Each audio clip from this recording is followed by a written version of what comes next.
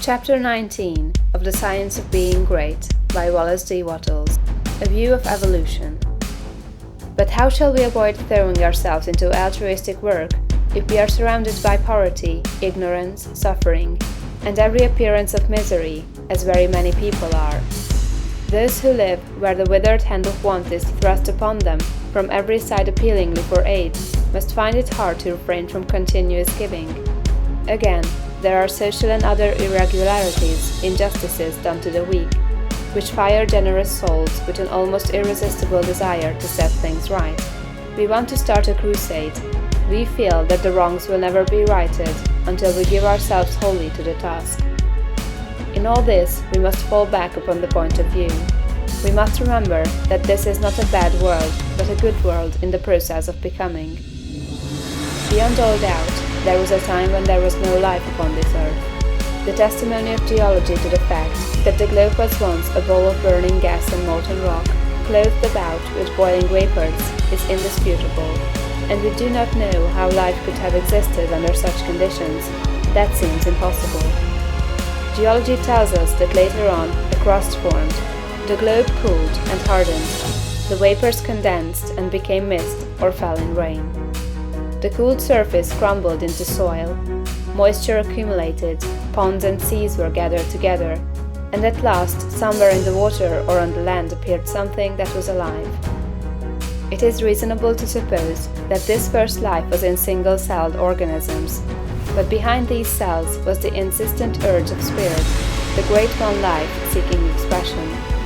And soon organisms, having too much life to express themselves with one cell, had two cells and then many, and still more life was poured into them. Multiple-celled organisms were formed, plants, trees, vertebrates, and mammals, many of them with strange shapes, but all were perfect after their kind, as everything is that God makes.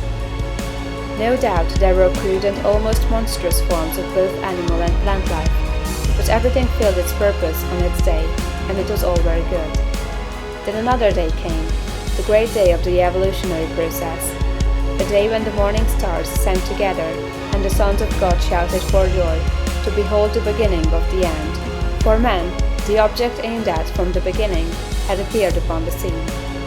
An ape-like being, little different from the beasts around him in appearance, with infinitely different capacity for growth and thought. Art and beauty, architecture and song, poetry and music, all these were unrealized possibilities in that ape-man's soul, and for his time and kind, he was very good.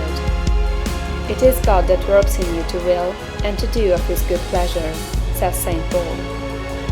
From the day the first man appeared, God began to work in man, putting more and more of himself into each succeeding generation, urging them on to larger achievements and to better conditions, social, governmental, and domestic.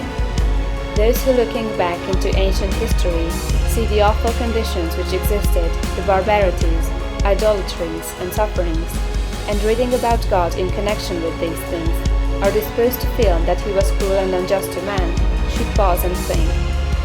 From the ape-man to the coming Christ-man, the race has had to rise.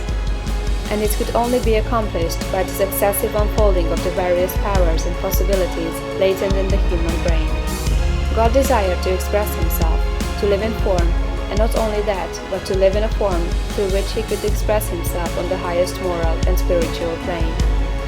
God wanted to evolve a form in which he could live as a God and manifest himself as a God. This was the aim of the evolutionary force. The ages of warfare, bloodshed, suffering, injustice, and cruelty were tempered in many ways with love and justice as time advanced. And this was developing the brain of man to a point where it should be capable of giving full expression to the love and justice of God. The end is not yet. God aims not at the perfection of a few choice specimens for exhibition, like the large berries at the top of the box, but at the glorification of the race. The time will come when the kingdom of God shall be established on earth. The time foreseen by the dreamer of the Isle of Patmos, when there shall be no crying, neither shall there be any more pain, for the former things are all passed away, and there shall be no night there. End of chapter 19.